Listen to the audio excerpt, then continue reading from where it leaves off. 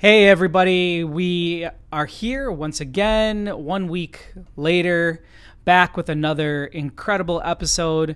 I have brought in one of the pros. Now you're at this point a regular here like on the I show. never left. Tyler, welcome. How's it going? It's good, man. It's good. We got some good weather in Chicago, finally. Finally. Yeah, it's amazing out. Before we jump in, just because it's so top of mind, my brains are exploded all over the wall. Michelle knows that. Have you downloaded Photoshop beta yet? I have not been able to do like a full dive into it, but I have seen a few articles about it releasing. It's absolutely incredible. They have integrated this like AI feature.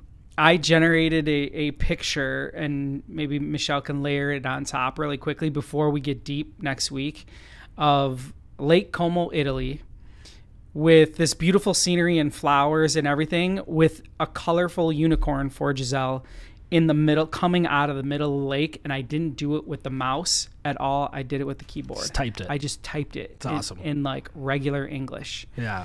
It is for sure like an inflection point. And I think we're going to get deeper on like how does that affect our business? Right. You know, like make the yellow more saturated. Boom. It's about to get real. I'll tell you that. So yeah, I'm really excited about that. But even more excited, this episode is fun for me because I get to learn. This is one of those where I like actually have always had questions about this. But you know, the topic for today is the comeback of transfers on hats.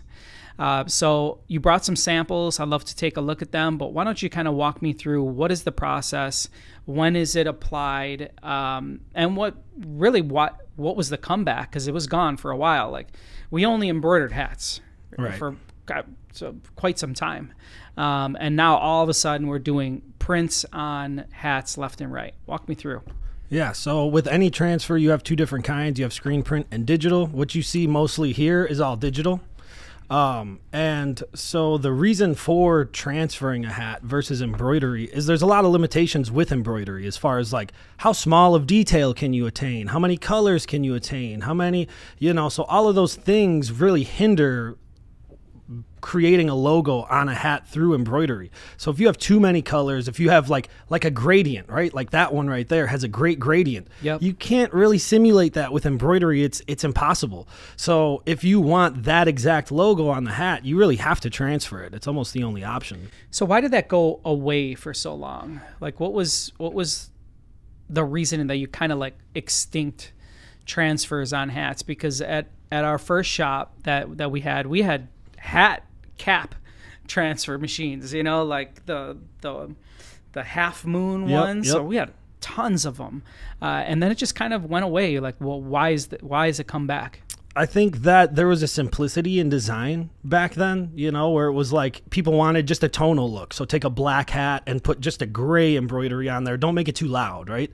And now kind of like that loud substance is coming back. And so when you want all those colors, you want that vibrant look, you want to really just nail the logo perfectly, transfers is just the way to go. And transfers have come a long way, right? You see everybody on the DTF train and all of this stuff.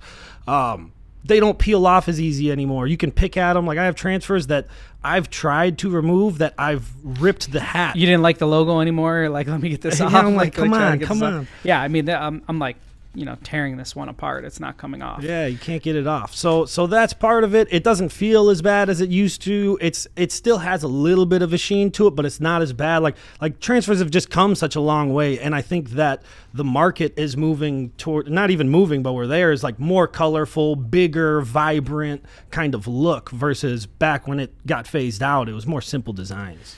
How about on like the substrate or like the textile? What works the best? You brought some truckers here, but these are just simple cottons as well. Can you really transfer on kind of anything, or what should we avoid? I guess we could start there. Yeah, I mean, you can transfer on anything, and like you said, like this one, you have a seam going right down the middle, and so that lays really well over the seam, though. It's surprisingly, it's not bad. Yeah. So it's possible to do this. When you say optimal, though, I would say something like this trucker hat right here.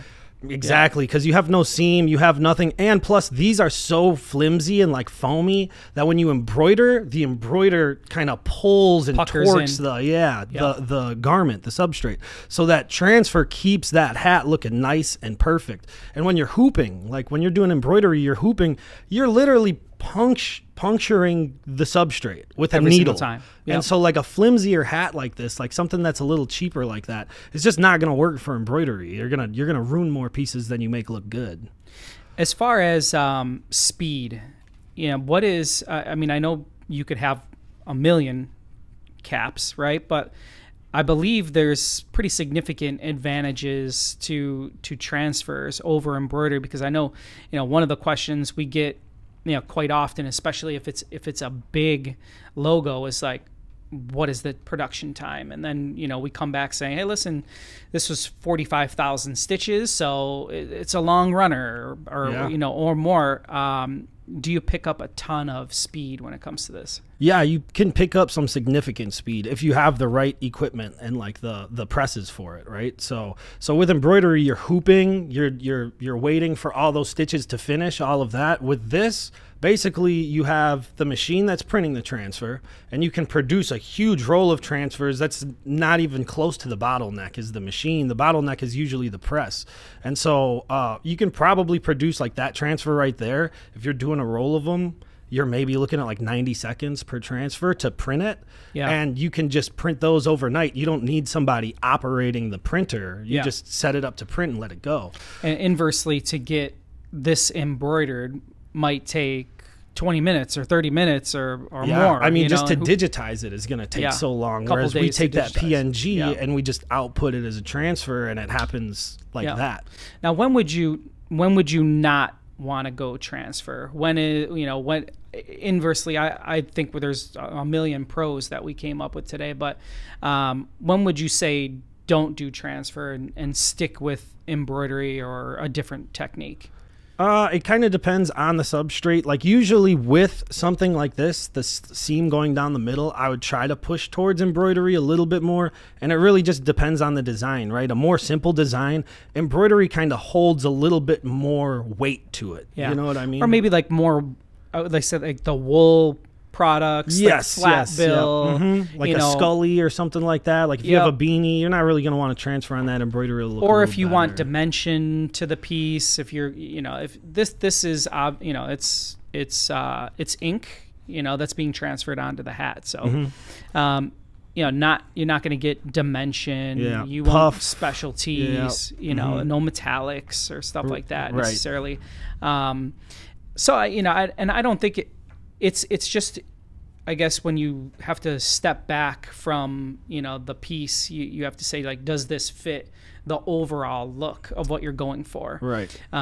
We were admiring all the hats that they did for the Masters, right? Like, and just the ones that are embroidered, they're just elevated looking. Absolutely. So if you're going for like that elevated look, then maybe you could still stick with embroidery. But this is more for maybe an outdoor event or anything that I would say, like, this is maybe like more of like a cooler modern look. Yeah, absolutely. Youthful look, and then embroidery is more classic, corporate, a little bit more elevated or luxury looking. Yeah, and I would look at like what is it for, right? Like who's it going to? Are you trying to sell them? Are you giving them away? What's your budget? All of those things will kind of involve in those decisions. Nice. Well, this has been awesome. This has been quite helpful for me. I certainly learned a few things. Thanks for joining us again. And if you have any other topics for us, please comment, send us emails, texts, any way to get a hold of us. We're going to continue to bring some really great content. This week, we're hopefully going to release something early as Michelle, myself, and Tyler, and the rest of the art team all spend the entire weekend making unicorns and butterflies inside Photoshop Generate. And if you haven't downloaded Photoshop Beta, it's in the Creative Cloud. It's absolutely incredible. You can see that we're hyped up about it, but then again, we're nerds for print, so you would expect that, I guess, from us. If you see a picture of me with butterfly wings on LinkedIn, you know where it came from. For sure. My computer.